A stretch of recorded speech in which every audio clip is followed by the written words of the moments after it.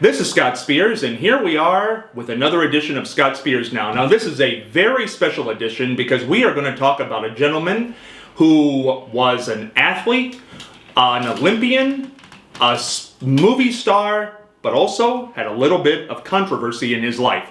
Now, he's gone. He's been gone for many, many years and maybe forgotten a little bit, but we're going to bring him back today with really the foremost authority on this man, I would say, in the world. He wrote the book, Jim Thorpe, Athlete of the Century. He is Bob Whitman, and so good to have Bob here with us today. He was on radio with me about 15 years ago. Last year, he came back, and we had a great conversation that so many people were interested in. I said, Bob, you got to come do the television show and show people who Jim Thorpe is and bring some memorabilia. And he has done that today, and we are so glad he has. Bob, thank you for coming in today. Thank you. Bob, first of all, if people want to get the book, how do they get the books today? The Oorang Indian book is in the Marion County Historical Society. The book on Jim Thorpe, Athlete of the Century, also may be still with them, or you can contact the Jim Thorpe Museum in Oklahoma City. Now, Bob, how did your interest in Jim Thorpe come about? We're going to have to regress a little bit here.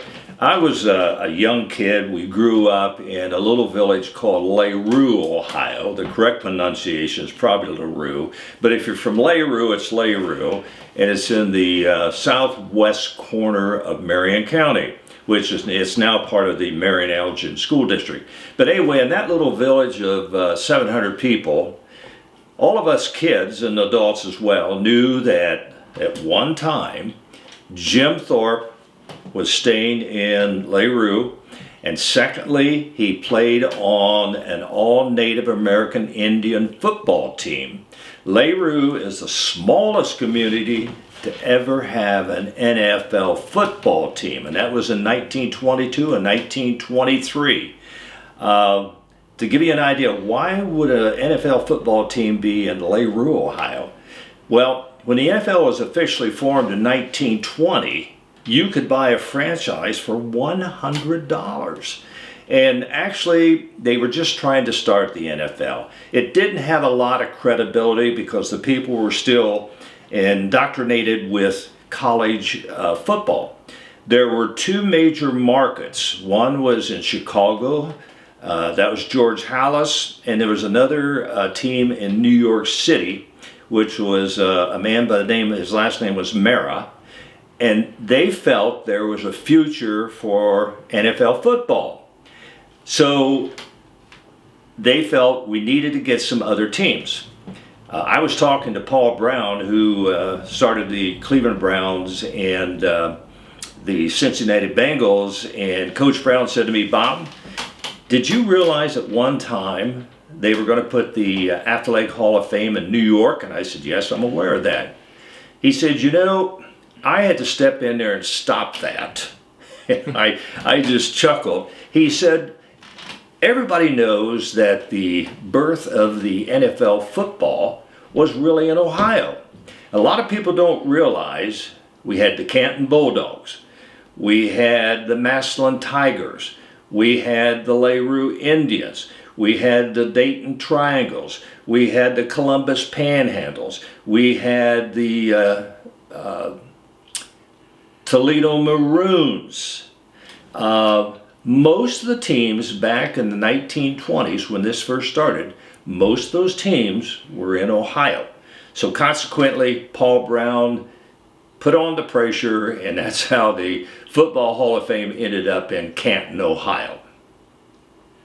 So, when the teams first started, they were started for advertising purposes. So that's how LaRue got started.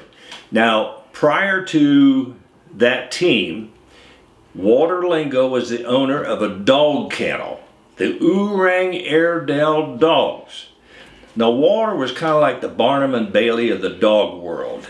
He would find out famous athletes who loved to hunt. One was Ty Cobb. Chris Speaker, who was the manager of the Cleveland Indians. But he also found out that the athlete, Jim Thorpe, loved to coon hunt and maybe imbibe a little bit. So Walter Lingo would invite Jim down when he was free, and he was playing for the Canton Bulldogs at the time, and he would go coon hunting. And those two became very close friends. And when Jim was at the end of his career with the Canton Bulldogs, Walter said, "Why don't we start our own team, Jim? You know, it'll be a way of advertising and so forth." So Jim thought it was a good idea. He got a lot of his past players from the Carlisle Indian School, and a lot of those guys they had played football for a while. They were back on reservations. Most of them were single, and they were just glad to get out and have a good time. So anyway, this team was put together. They lived in Leroux in different housing areas, and their football field for practice was down beside the Scioto River. And once the team got together, then all of their games were played away. The home games were played in Marion in a couple of different parks. And people just stood around the field. There was not a stadium as we would think of it, bleachers. And but most of their games were played in New York, in Chicago, Canton, Portsmouth, Dayton, and this was a way for Lingo to advertise his dog kennel. Well, at the halftime, when some of the other teams would go in and maybe think of strategies and so forth, Walter put on a little Wild West show at halftime, and he had Mary the Bear and a few other things, and the dogs would chase her around and whatnot. And so that's what he was doing. He was advertising the dog kennel as well as a lot of the other teams, such as Green Bay Packers, were sponsored by a meat packing company. So it's interesting in the start of the NFL. Now, Bob, what was your connection with Jim Thorpe? How did you become such a fan of his? When I was a small kid, my mother would periodically go down and help Mrs. Lingo at the dog kennel and so forth. Walter was really old then, and he wasn't doing much. And so Mom would take me, because I was like 5 years old, and Walter would have me sit on the floor, and he'd tell me all about the Oorang Indians, and I was infatuated with this. And years later, I was a superintendent of Mount Gilead schools, and my son was in the 7th grade. He said, "You know, Dad, that book you told me about on Jim Thorpe?" He said, "I read that. It was really interesting. It was an early paperback book that came out years ago." And I said, "Bobby, how would you like to meet someone that actually knew Jim Thorpe?" And he said, "Yeah, Dad, that'd be cool." So I went over to Leroux, knocked on the door. Mrs. Lingo was in her mid-90s. I hadn't seen her for years. And she came to the door, and I said, "Mrs. Lingo, do you know who I am?" And she said, "Bobby, I would know you anywhere." So I told her about my son, and she said, "Yeah, come on in." So we went in, and we sat down, and we were talking about the Oorang Indians and Walter and Jim Thorpe. And she said, "You know, Bob, I haven't been in Walter's office since he passed away in 1969. And it was a pocket door." She said, let's go in there and see if we can find anything. So I had to kind of wiggle the pocket door. It had been open for years, slid it open, and it was a treasure trove of all kinds of things. Walter had stacks of it. And I told her, I said, "You know, I'd be interested in going through that, and maybe I could write a little book on Jim Thorpe that the people in Leroux could enjoy." And she said, "You know, I've had people from the NFL and so forth wanting to have access to that, but," she said, "I've known you all my life and I trust you." And she said, "Okay, you can have total access to all this material." I would come to Leroux, I'd take a bunch of the material, I'd go back to my office on the weekend in Mount Gilead, And for 2 years, I went through all of that material, reproduced all those pictures, and consequently wrote the book, Jim Thorpe and the Oorang Indians, the NFL's most colorful franchise. Colorful because they were all Native American Indians, and secondly, it was the only team that put on a little halftime ceremony highlighting the Native culture. When I was writing the book, I thought I'd really like to talk to Jim Thorpe's children. So I called the one daughter, Grace, and told her who it was, and she said, no, we don't talk to writers. And I said, oh, I'm sorry, I'm just a high school principal. She said, well, you know, people have made a lot of money off our dad's name, and secondly, they've written a lot of things that were untrue. So for years, we just don't talk to writers. And I said, okay, fine, thank you, I didn't know that. So when the book was published, I sent copies to all the children. And Jim had two families. He had, his first child, Jim Jr., died when he was about 3 years old. Then had 3 daughters, and then he remarried and had 4 sons. And the gal that he married was actually from Marion County originally. So when they read the book, they contacted me and said, we really like the way that you talked about our dad. If you're ever down in Oklahoma City sometime, give us a call. We'd love to meet you. Long story short, I found a really good reason to go down there about 3 weeks later, and met the children, met his second wife, and my wife and I had enjoyed a 25-year relationship with the children and his wife when she was still alive. Long story short, when Jim was voted the greatest all-around athlete of the 20th century, they said, Bob, we have all this stuff that Dad gave us. It's just Dad's stuff. We don't really know what's all in it. Would you like to have access and maybe write the official biography of Dad? And I said, I'd love to. And it was just full of pictures and things that he had done. And consequently, I wrote the book called Jim Thorpe, Athlete of the Century.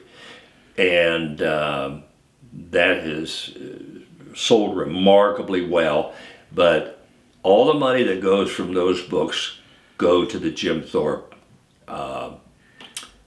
Museum in Oklahoma City. And all of the money that's sold on the Jim Thorpe Oorang Indian book all go to the Marion County Historical Society. I want no money from those because I would never want his children to think that I wrote these things just to make money. I'll stop there if you have the word.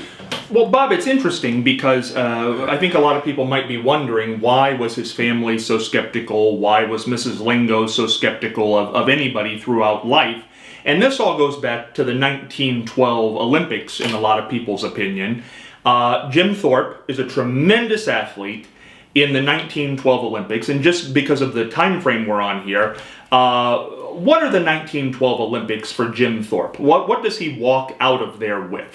Jim Thorpe, when his coach was Pop Warner, and Jim was a fantastic football player for the Carlisle Indians, but to be very perfectly honest, he was a much stronger athlete in track and field events, all to the point that the U.S. Olympic team wanted him on there. Pop Warner went with him to Stockholm, Sweden in 1912.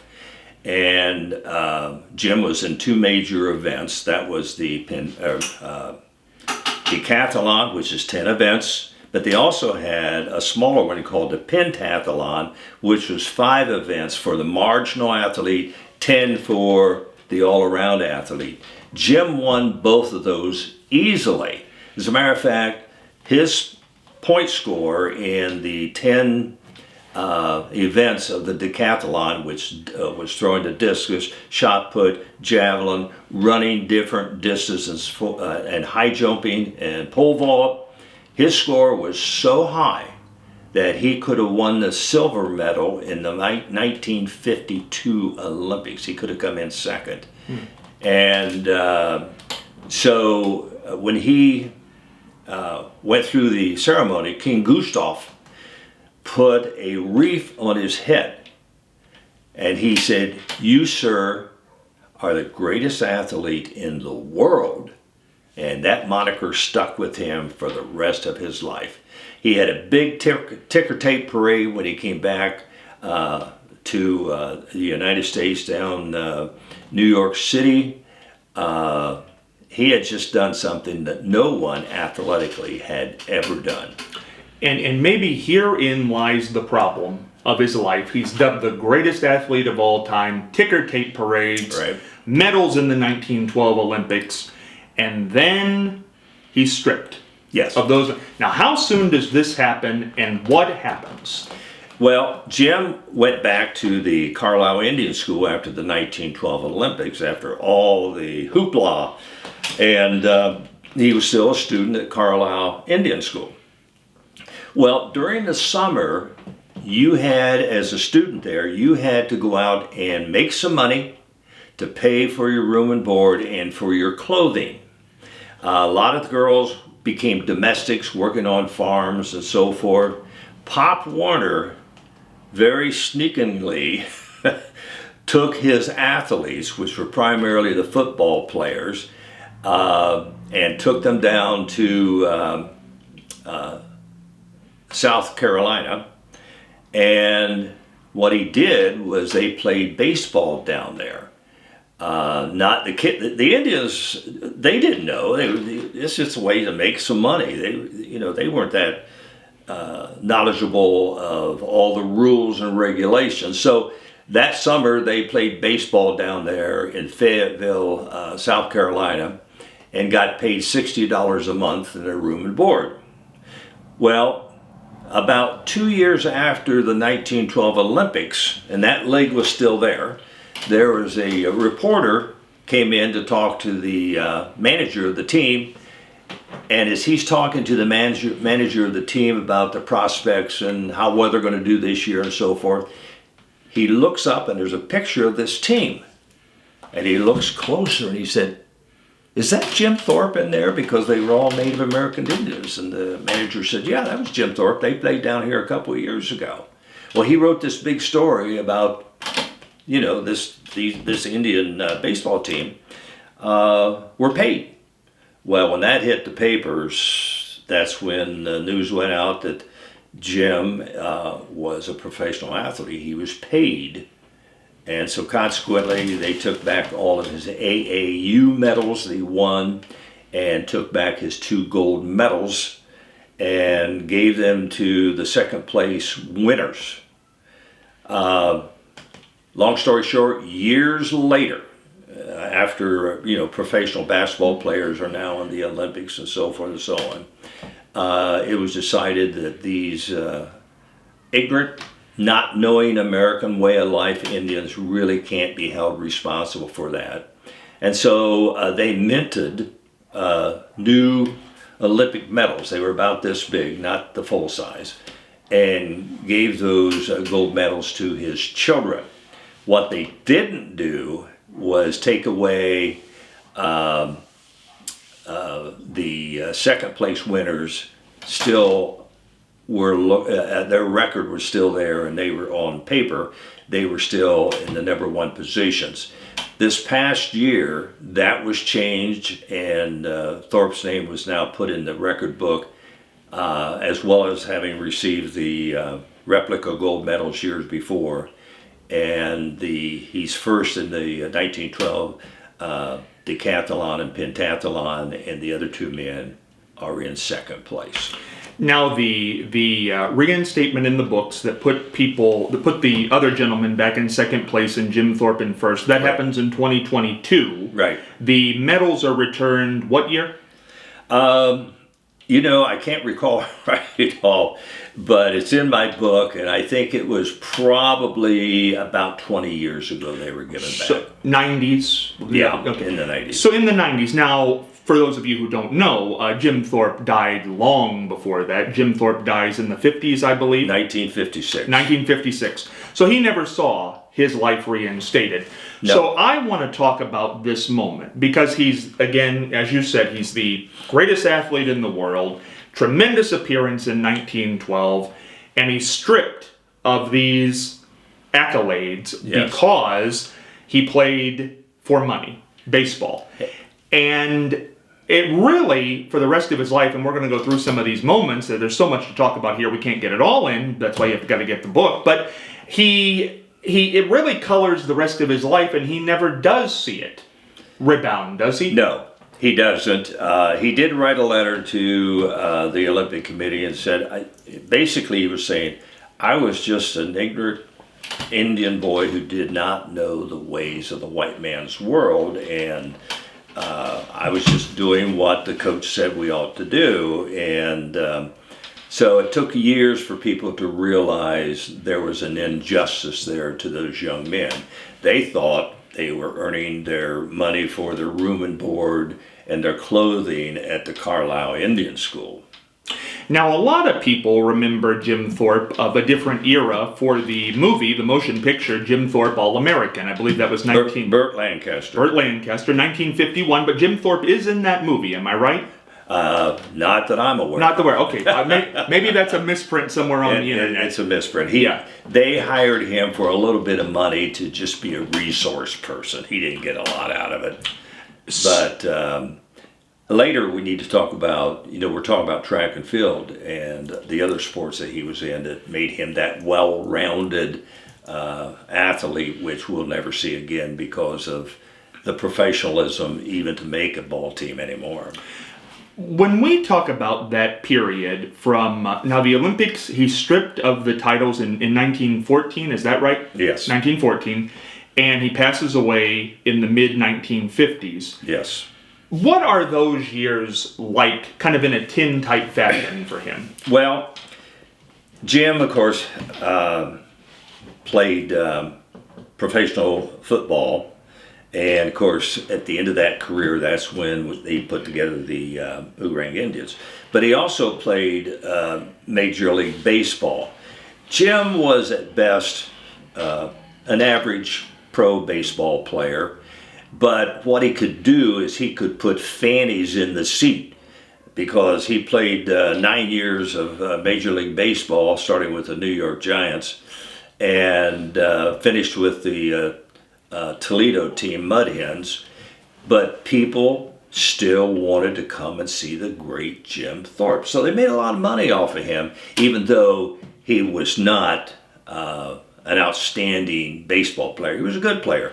Actually, his best batting average was close to 300 when he played 2 years for the Cincinnati Reds. People don't know that.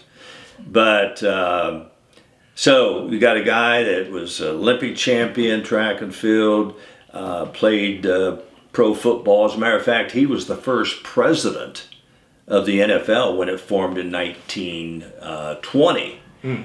They soon found out after a few months that maybe Jim wasn't really that much of a business guy. But again, people's playing off of his name. And so pro football player, pro baseball player, probably the most famous track star ever. And so that well-roundedness is where you get into the greatest all-around. The working word is all-around athlete. Today, you don't see that because it's just too hard for somebody to be in those many different sports and to excel.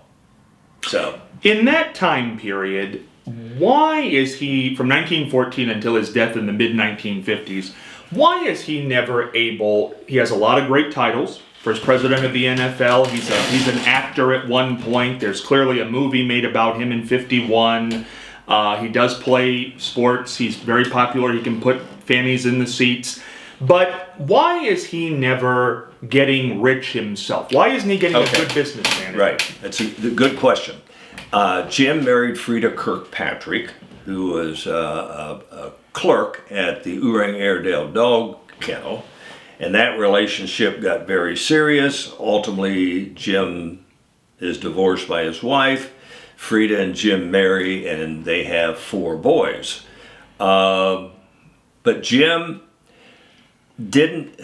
he was having a hard time finding a job. He really wasn't trained for anything. Actually, what he was trained to do, but when he finally graduated from Carlisle Indian School, was to be a tailor. Well, his name could still bring in some money, and so he did some bit parts in movies. He worked for an agency where he went around the United States doing talks and was paid for speaking and so forth. But as the years wore on, Jim was wearing out. Frida and Jim divorced. Frida felt that Jim wasn't bringing in enough money and wasn't really spending that much time with the boys, and so that dissolved. And then he married his 3rd wife, Patsy, which the kids, when they were living, no one wanted to talk about Patsy. Jim's health was failing, but she was still taking him around, trying to find places where he could be Jim Thorpe and make some money. But unfortunately, in 1956, he was living in a house trailer out in California. He had a massive heart attack and just died. Well, then Patsy, still being a capitalistic type of person, was trying to figure out what to do with his body. And the state of Oklahoma said, we want his body. Bring him back to his home state, and we'll build a monument that's fitting to our great native son. And so she did. And the General Assembly, or whatever the government body was of the state, decided they would appropriate $20,000 and build this nice monument. Well, there were some differences with the governor and the governing body. It was called the General Assembly, and the governor vetoed it. When his body's already there. His body's there. And not only that, the Indian tribe was giving him a big Indian funeral. Right in the middle of that funeral, Jim's irate wife, Patsy, rents a truck, drives in, brings the county sheriff, and said, they have my husband's body and I want it, and I'm taking him out of here. So they had no choice. She took his body in the middle of the funeral and went looking for a place where she could, I hate to use the word sell his body. So she went to Pennsylvania and tried to see if went to the Carlisle Indian School, and they felt they weren't able to take his body, and I don't know what the arrangements were. Patsy was going to get something, and they didn't take the body. And then she contacted the NFL commissioner, and he wasn't interested. I don't think he wanted to get into a controversy. She's watching television one night while she's still over there, and she sees that there's an old railroad town called Mauch Chunk, Lower Mauch Chunk, and Eastern Mauch Chunk. It was 3 little areas on the river. And Bob, we got 1 minute before we got this hard break, so we're going to leave it right here for a second because we're going to come back and get the... So right now, Jim Thorpe's wife has got him in a truck. And she's leaving Oklahoma, and he's not buried yet. Nope. But we're going to get him buried when we come back from this break. This is fun. We've got Jim Thorpe, athlete of the century, author, foremost historian Bob Whitman here, and we've also got some memorabilia in the studio. We're coming back right after this. Hey, Scott Spears back here, and we are having a fascinating conversation. I know you're enjoying this at home. We are with the author of Jim Thorpe, athlete of the century, Bob Whitman. He certainly is the foremost authority on Jim Thorpe anywhere in the world. I think his family would agree with that, the Jim Thorpe family when they were around, as well as Mrs. Walter Lingo when she was around. Now, here's where we are as we went to break. Jim Thorpe has died on the West Coast in California, right, Bob? Mm-hmm. And the Indians in Oklahoma, the Native Americans, want to bury him. They're going to appropriate $20,000. So they go there to do that. It's vetoed by the head of the Native American Council in Oklahoma. Jim Thorpe's wife, who seems to be into money, decides to get the authorities in Oklahoma and load Jim Thorpe's body into a truck. And at this point, she's watching television. And where is Jim Thorpe going to end up, Bob? She's over in Pennsylvania, and she hears about this railroad area, which was no longer a big railroad area, and they're looking to find something to increase the economics of the area. And it was called Mauch Chunk. There were 3 little suburbs, Mauch Chunk, Lower Mauch Chunk, and Eastern Mauch Chunk. Well, Patsy sees an opportunity. If they're looking to find a new way, she thinks if they take Jim's body and buries him there, and changes the name to Jim Thorpe, Pennsylvania, that will start bringing tourists in to see his gravesite and so forth. So long story short, she gets it done. It's really kind of murky about what she may or may not have gotten. But the Mauch Chunks went together, the 3 mayors went together, made it Jim Thorpe, Pennsylvania. I will say one thing, that at Jim Thorpe, Pennsylvania, they have a beautiful burial site for Jim. It's a nice mausoleum. It's on the campus of a technical school, and they have some statues. I mean, it's really well done. But what's interesting is when they got the body, a lot of people said, "We spent money to get a dead body?" And then Joe Doyle, who was the mayor of one of the Mauch Chunks, said, we got the body in the casket and so forth, and we put it in a temporary mausoleum. Then we got to thinking, did we really get his body or not? So they went out at 2 in the morning and opened up the casket, and it was a plastic covering over the head of the deceased, and they took that off and discovered it was in fact Jim Thorpe. And so ultimately they built a nice mausoleum. That's where he is now. I've been over there several times when there were spatial presentations and whatnot. But where the problem is, and still is lingering out there, the Sacafox Indian tribe believes you have 2 spiritual souls.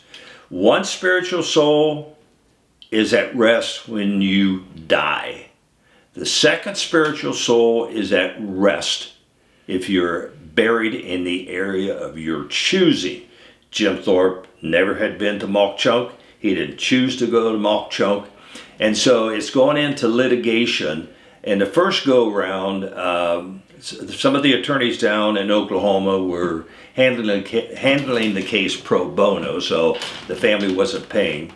And they won the first round, then it went to a higher court in Pennsylvania, and it lost.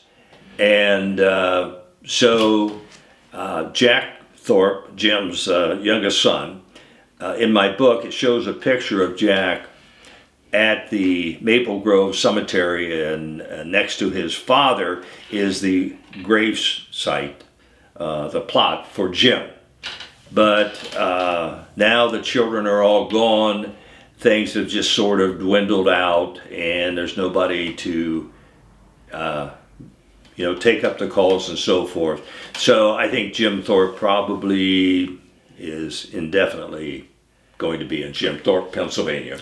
Now, Bob, this is another tragedy, I think, in Jim Thorpe's life. And again, it's one of those tragedies, again, that doesn't make sense in a lot of people's opinion, because Jim was ill at the end of his life. Yes. Certainly knew the end was imminent. Yep. So why did it wait? Because he wasn't living in Oklahoma. Why did he wait until he was dead for any plans to be made, this appropriation of $20,000, the plans to be set? Why didn't that happen toward the end of his life? Well, first of all, Jim was in poverty. Yeah, He at was one living point, in a house trailer. He didn't have any money. He was no longer in the news as he was 30 years before. Actually, he didn't have the money to go to the Los Angeles Olympics, Summer Olympics, and that was several years after he had been in the Olympics. And one of our government officials did get him tickets so he could go. But his name and his accomplishments just faded with time. And of course, he wasn't out running around anymore. He was sick, living in his house trailer in poverty. And so his name was just lost in time. A lot of people said he became famous again after he died. do we know why the chief council of the Native American tribe in Oklahoma vetoed it? Well, they didn't. It was the governor. The governor. Why did he? He was having a contentious relationship with the General Assembly. And I think he just decided, I can step in here, I'm going to stop this.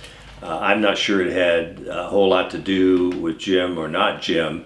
He was going, I'm the governor, and I'm going to get the last vote on this. We know there was $20,000 on the table there that the governor vetoed. We know clearly Patsy, his wife, would have gone for $20,000.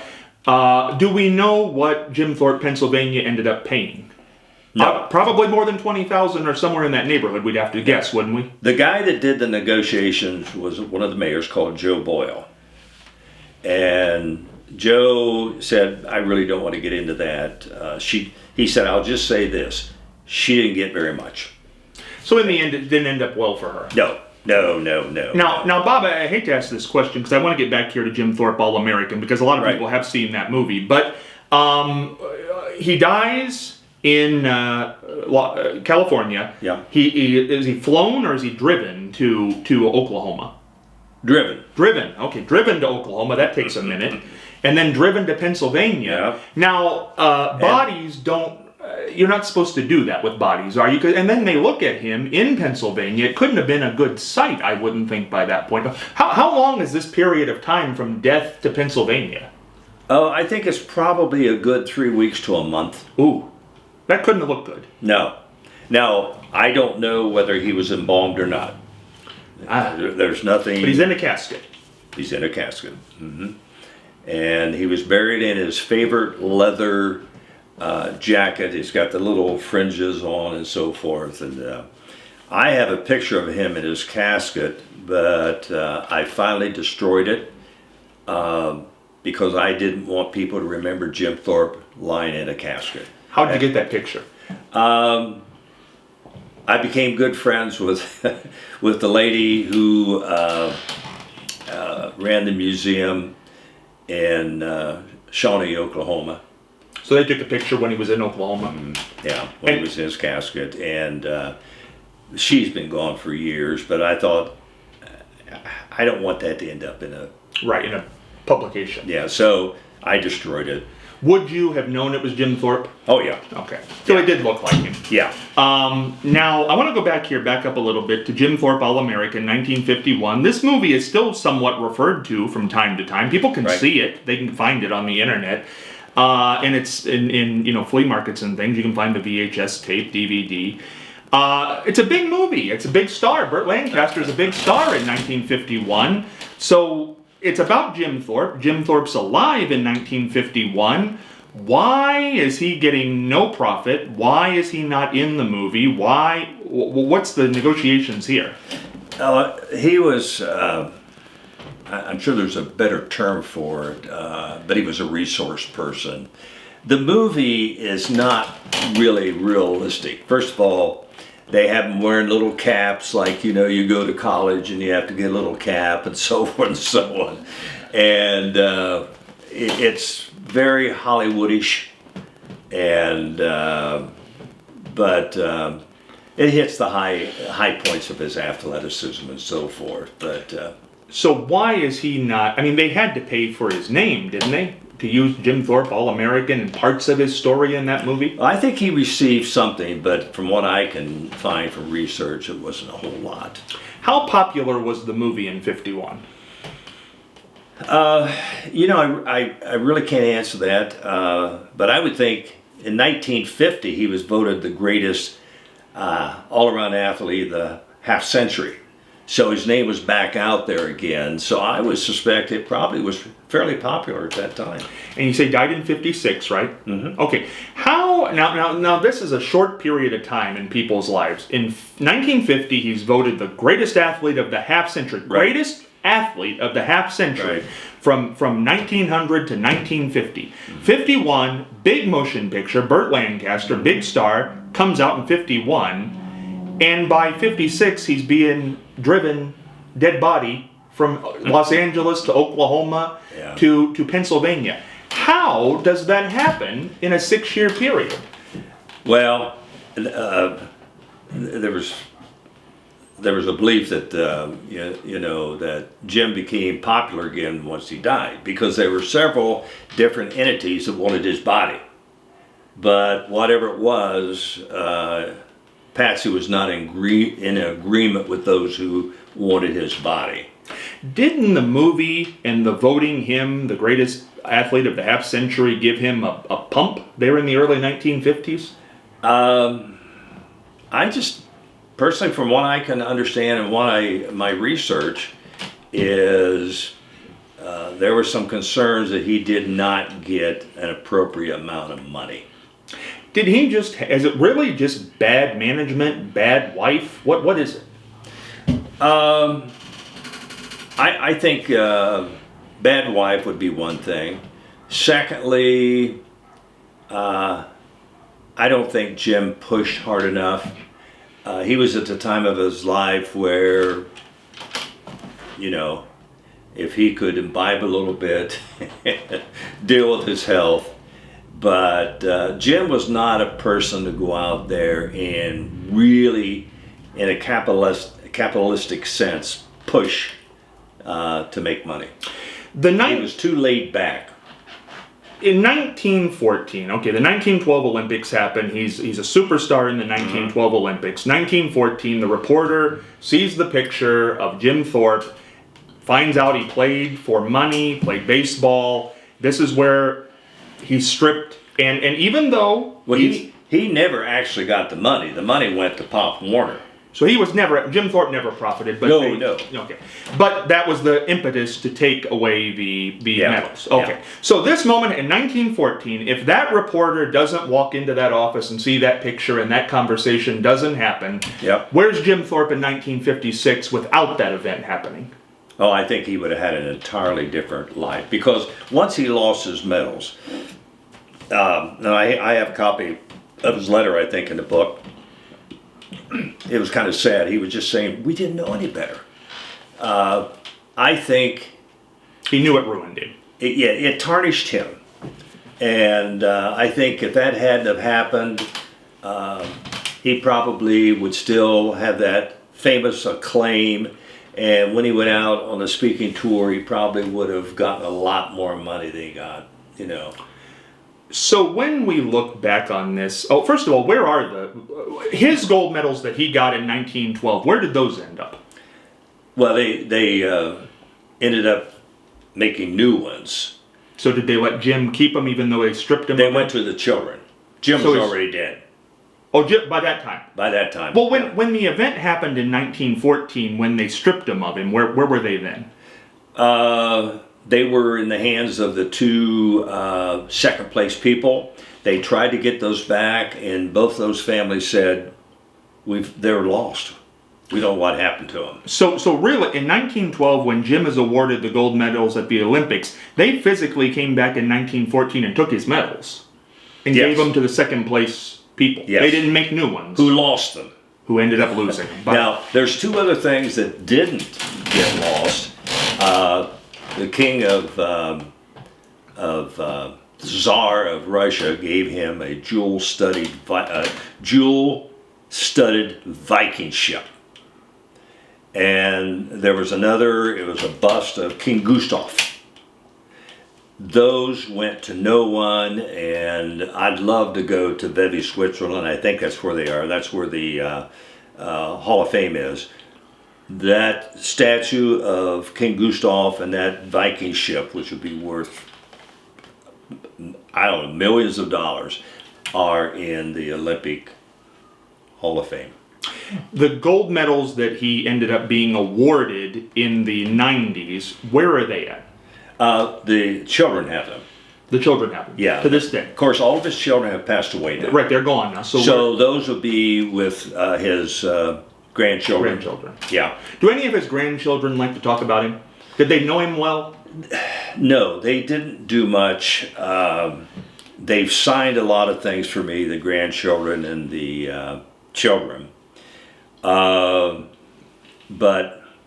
I've lost contact with them over the years after, all the children have passed away. And I'd written and, there is one grandson who is kind of, I understand, taking up a little more of an interest. He lives in Arizona, and I can't think of his last name. It's Mike. But, over time, things just sort of, new stars come Fade along. away. Yeah. Mickey Mantle, Bob, what's interesting about Jim Thorpe is his life is so multifaceted. Yeah. We look at this, we look at the great 1912 Olympics, the horrible event, he's stripped of these medals in 1914, and it's such an event, it mars his rest of his life, as you say. Yeah. There's a movie, Jim Thorpe All-American 1951, that depicts this. This is part of the film where he's stripped of the medals. In 50, he's still voted greatest athlete of the half century. Yeah. He does play sports through that time period. He becomes a bit of an actor. He's a celebrity, he certainly is.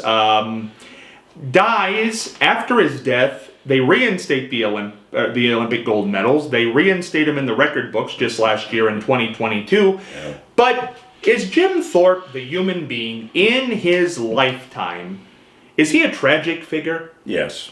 Yeah. Why? Why, in your opinion? I think it's tragic. Everybody loves a winner. And when he was the winner, people loved him. Then, they started to use him too. Like when he started playing pro baseball, they saw a profit there. He wasn't that good of a ball player, but they saw a profit because people wanted to come and see the great Jim Thorpe. And after he passed away and was buried, it was a capitalistic kind of thing.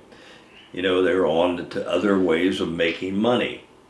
And Jim was never around to see the NFL when it really developed and so forth and so on.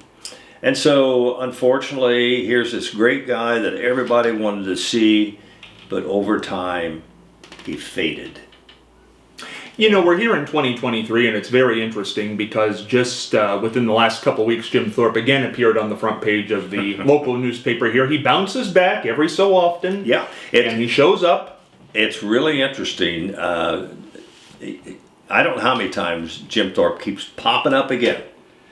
And I think part of it is he still is a person that future athletes tend to want to measure themselves. Do you think today when he appears on the paper, as opposed, because really we have to think, dying in 1956, that most of the people who were alive when he was a national figure are probably gone for the most part now. Yep. So when people see him in the paper now, do you think it's more they have to read the article, who is that? I've talked to a lot of young kids. When I say young kids, let's say from high school to college kids. And if I mention Jim Thorpe, they don't know who I'm talking about. Right. But I think where the interest is still in Marion County because Jim Thorpe lived here. He played here. And so... People think he's from here, a lot of people. Yeah. But he's not. And if you go to the Marion Historical Society, you'll see a plaque up there about him. They put him in a member of the Hall of Fame of Marion County. And he would still be extremely popular and well known down in the Oklahoma City area. What did he die from? Died from a heart attack. Rather young. Yeah. How old was he? Jim was, he was in his mid-50s. It might have been 57. I forget. I've got it in there. You know, and I believe at one point, as you say, he's living in a trailer when he dies. Yeah. And people thought, I think there was even talk at that time that he was a charity case, that there was not a lot of money. Well, he didn't have a lot of money, but I don't remember, I don't think there's any time when Jim's out there panhandling. The closest he might have been to panhandling is he was hired once to be a bouncer in a bar. Now, I don't think he bounced anybody in the bar, but I have a picture of him there. But I have none of my research, and I have probably researched the life of Jim Thorpe more than most people. And there's no case of him going to panhandling or going to someplace for, you know. What's he doing when he's dying? Does he have a job? No. No. No, he's sick. He's been sick for several months, and he's not getting up and not getting around. He's just living in the trailer, and his life just fades out. His kids are older at that point, not children anymore. Right. Are they seeing him? Are they having a good relationship with him? Most of the kids were put into Indian schools, okay, because Jim was not making enough money to have him at home. His second wife, most of the kids all went through Indian schools. And probably his one son, Jack, picked up the mantle and ran with it for some time, and he was voted the chief of the Saxon Fox Indian tribe. But I know when I talked to the boys, they said there was a certain amount of pressure because people who knew them wanted to know why maybe they weren't a spitting image of their dad athletically. And they said, we didn't have that kind of talent. So almost all the kids were schooled in Indian schools. Why did he have that kind of talent? What made him special? If Jim were here, this is what he would tell you. Jim was a twin, had a brother, Charlie. Charlie got typhoid and was a sickly kid and passed away at about the age of 5. Jim felt, and he believed this to the day he died, that he got not only his ability, but he got Charlie's. And a lot of times he felt guilty about the fact that he got his twin brother's athleticism plus his own athleticism, and that's just the way he rationalized it. It's hard to know this because we're not on the inside as Jim Thorpe's going through this life, but is he ever saying, why me? It sounds like he's very regretful about 1914 when the Olympic medals are taken. I would have to think by the 50s when he's living in a trailer and it's not going well, that he's got to be not happy. Well, he wasn't happy, but he also felt, what can I do about it? Because we had several Indian schools going on at that time, and we were still trying. Most of the schools were run by missionaries. When you went to Carlisle Indian School, you couldn't speak your Native American language anymore. You had to speak English. You couldn't wear Indian garb. We were trying to, what's the word I'm looking for? We were trying to immigrate these people into the white man's culture because they were tired of Geronimo running around out there and so forth. The Indians were causing trouble even though they were on the reservations. So they thought one way we can do this is we take this younger generation and we will, bring them into the white man's society. And that's Jim was part of that drive. You know, Bob, you've talked to some Jim's children, his grandchildren, Mrs. Lingo, other people who knew him and were involved in this story. But what's interesting, and correct me if I'm wrong on this, I don't know if you feel this way, but it almost seems like, did anybody know Jim Thorpe, the person? Was there a veneer in front of this man, this athlete, this movie, movies based on him, this tragic figure that everybody knew his story, but did anybody really know him in his life? Did anybody give That's you a good question. I've never been asked that. He was very close to his father. His grandmother, he was close to her. She was a Catholic. Did get Jim to join the Catholic Church, but he wasn't really active. I think after his parents passed away, his mother died of lead poisoning. As a matter of fact, he was in another Indian school before Carlisle, and unbeknownst to anybody else, he jumped on a train, and this was in Kansas, to go home. But I don't recall, outside of his wives, his really being close to people.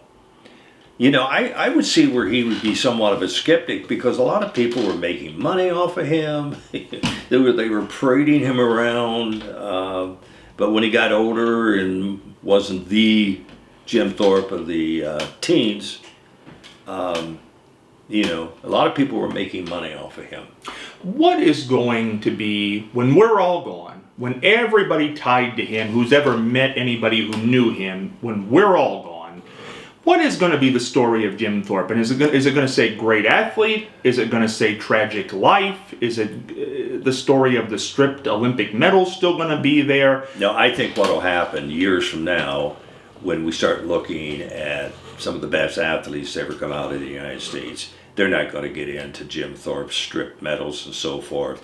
They're going to be playing off the fact that he was our first great Olympic champion, but he was also good enough to play Major League Football and Major League Baseball. Is he a good guy? Do we know, was he a good guy? Was he an even-tempered man? I think Jim was a good guy, but I don't think he was exceptionally wise in the white man's world. Is it really? And he was always playing off of his athleticism. That was his thing. Well, this is very important to touch on here. In his time, the early 1900s, is this, in 2 minutes, and this is a big fastball for 2 minutes, big long pass, racism. Is there a racism toward Native, they were Indians then, but Native Americans? There was racism back then, yes. And was he, even though he's a great star, did he still get treated like a second-class citizen? Let's just say when his athletic fame withered and died, it may have been. But I think Jim was used, again, for a lot of people to make money and so forth and so on. But yeah, there was racism back then. Toward the Native Americans. Oh yeah. Oh yeah. I'll tell you what we're going to do, because we've got a long ball here, and what I want to do, Bob has been very kind to bring some memorabilia. So I tell you what, we're going to break one more time, and we're going to come back for 10 minutes so Bob can show us this great memorabilia and tell you about it on camera. So we're going to take a break, come back with Bob Whitman. And we're back with Bob Whitman here. We've been talking about Jim Thorpe. Of course, Bob is certainly the foremost authority on Jim Thorpe. I think you're going to find anywhere, an author of the great book, Jim Thorpe, Athlete of the Century, by Bob Whitman. And Bob has brought some memorabilia here, and we're going to take a look at it here before we end this episode, because it would not be a Jim Thorpe episode if we did not take a look at some pictures and some things that Bob has collected over the years. Now, Bob, you have a picture there in your hand. Show that to the camera and tell us who those people are. These are some people that I found very interesting and very helpful. This is Frida Kirkpatrick. Frida is from Marion, Ohio, and she worked at the Waterlingo dog kennel in LaRue, and Frida eventually became Jim's second wife. And they had 4 boys: Jack, I guess thinking here a minute. Well, let's say he had 4 boys, Bill, Jack, and the other 2.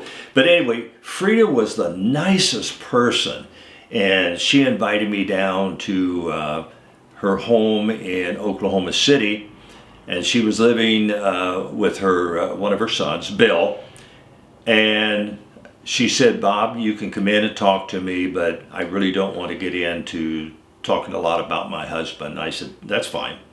And I had some notebooks with me, and they were full of all kinds of pictures, especially those in the Oorang Indian dog kennels and so forth. And all of a sudden, she just perked up and was telling me all these things. Now, the 20 minutes went into, and this was like at 10 o'clock in the morning. At 7:30 that night, my son and I said to her, "Mrs. Thorpe, we gotta go," and we took her out to lunch and dinner, but we spent several hours with her, and she was a special person to me, and she lived to be 102. Wow. And passed away in the state of Washington. She is buried in Hardin County at the Otterbein Cemetery. So she was a special person. From a family that wouldn't talk to me, my wife and I had a long relationship with the Jim Thorpe children, and eventually they opened up all their things. They didn't know what all they had. It was just Dad's stuff. And that's how I wrote the second book, and there's 70 pictures in there. It had never been published before. This is Bill, and this is Jack, and we went golfing, and we just had a good time, and people snapped a picture of the 2 of us. They are children of Frida. In the first family, the ones I got a hold of first, this is Gail. Gail could be anybody's loving grandmother. What a sweetheart. And this is Grace. Grace was a little tougher person. Now, we were close to Grace and so forth, but she did a lot of demonstrating, especially when they wanted to put government nuclear waste on in Indian land. She was involved in that, and also she was involved when the Indians were raiding around the penitentiary out in the I can't think of it, over in California. But she was really outgoing, and she was the sweetest person you'd ever want to meet. So those 2 special ladies.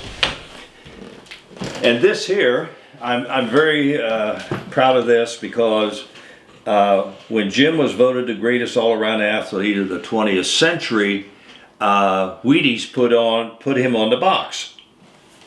And also the state of Oklahoma had a Jim Thorpe Honor Day, and the kids asked me to come down and be a part of that, which I was very happy to do. And so on this Wheaties box, when they did this was over in Pennsylvania. I went on behalf of the kids when they were pulling the drapes off of the Wheaties box. And so when I was down there on the Jim Thorpe Honor Day, which was put on by the state of Oklahoma, a lot of his kids then signed this. They're all gone now, so these are very special things to me. I'm going to let my kids pick out anything that they're interested in having. Everything else that I have will go to the Marion County Historical Society. And Jim, before we go here, I want you to show these 2 pictures from your book. This is Jim in 1950, so people can kind of see how he looks as an older man. Well, those are the 2 greatest athletes of the first half century, or the century. This is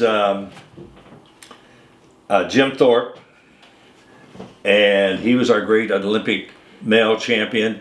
This is Babe Dietrich's son, who married a wrestler by the name of Zacharias, but she was our first great Olympic women's gold medal winner in Olympics, and she also became a pro golfer.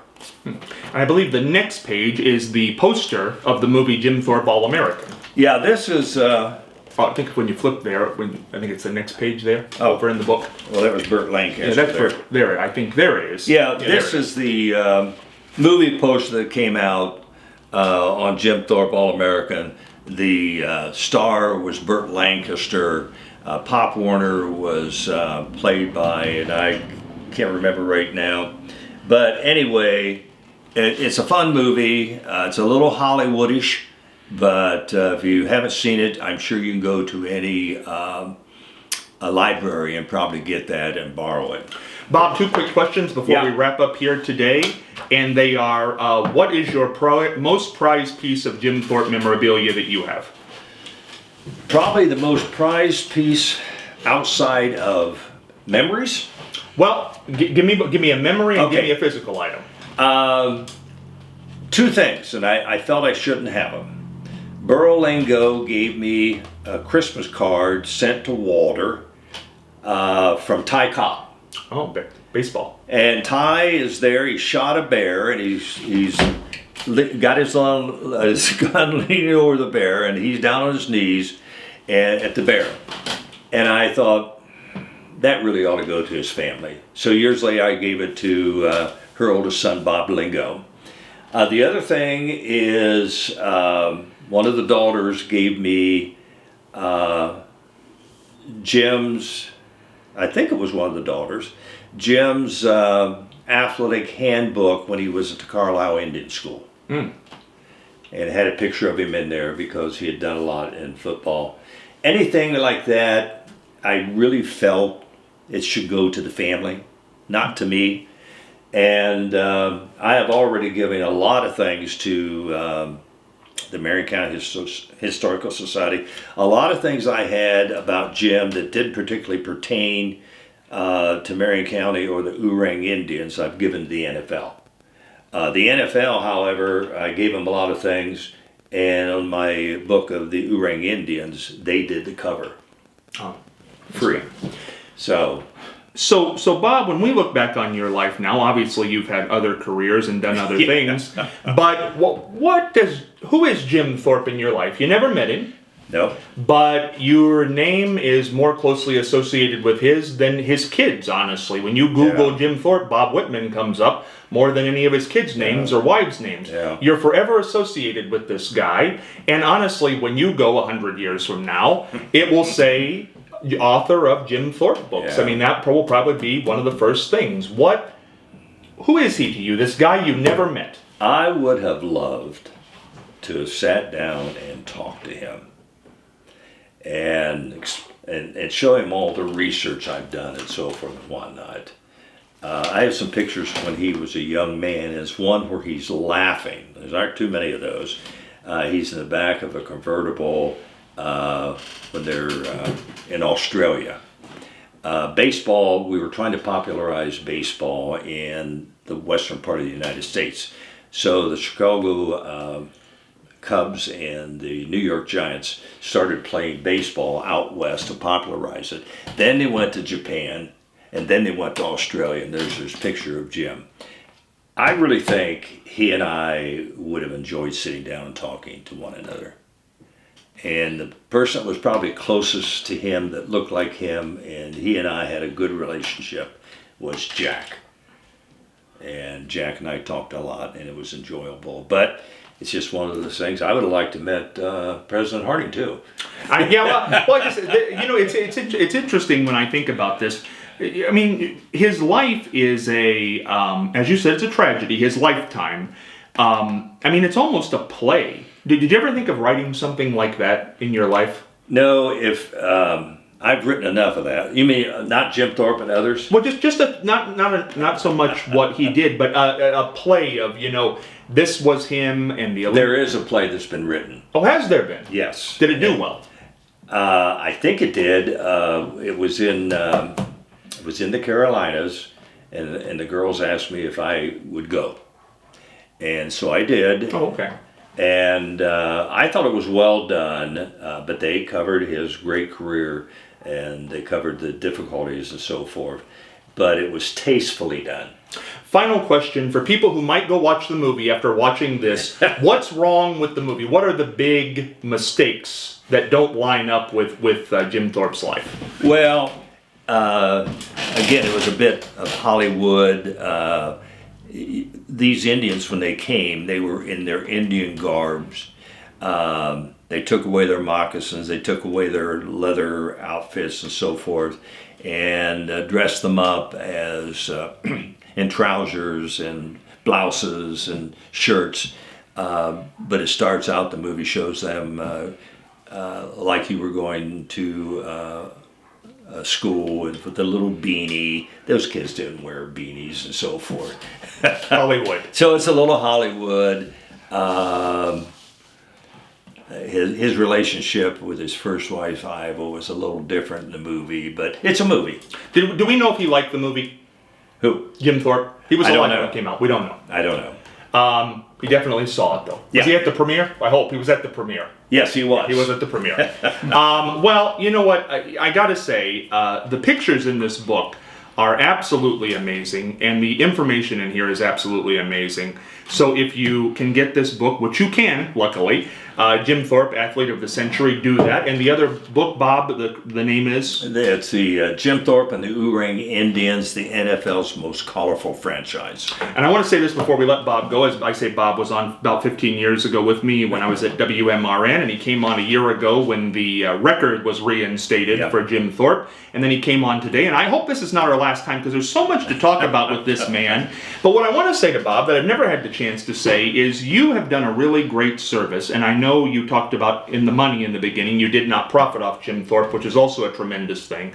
But it's not just that, because you took a man and his kids and his wives and his people who knew him never really did anything. And to be honest with you, in 2023, had you not done this meticulous research and put this stuff together, this man would be forgotten, truthfully. We might know the name. We might be able to watch the movie. We might think that that movie's accurate. Yeah. But what you have done is you have preserved a man who has been dead now for well over a half century, and without your material, a lot of stuff would be wrong. So that's a big deal.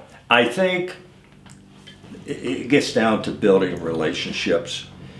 I've always felt, even as a high school or as a school superintendent, it was important for me to get to know who the key people in the community were and build relationships with them. I was very fortunate to build relationships with his children. And when you do that, if you're lucky enough, build a trust, then they'll open up to you. Now, I didn't do that for that purpose. That's just me. But I felt honored that they would trust me to take their material and put it into a book. And I made it a pictorial biography because each picture, it's answering who, what, where, and why. Who's in the picture? What was it about? Where was it taken? And why was it taken? So if you keep in mind who, what, when, and where, it'll answer that. When you look at the picture as we close up here, when you look at that face, is this a happy man? What's the first thing that comes to your mind when you see that face? Oh, I think when he was playing sports, he was happy. Later in life, when we look at those pictures later in life, when you look at him, what do you see in that picture that we saw earlier? What do you see there? He's happy. But what's his life like there, 1950?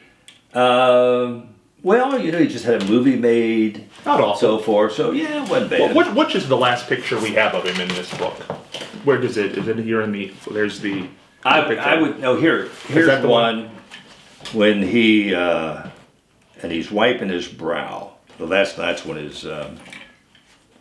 That's Patsy when she was out marketing his body. Let's see if I can find it here.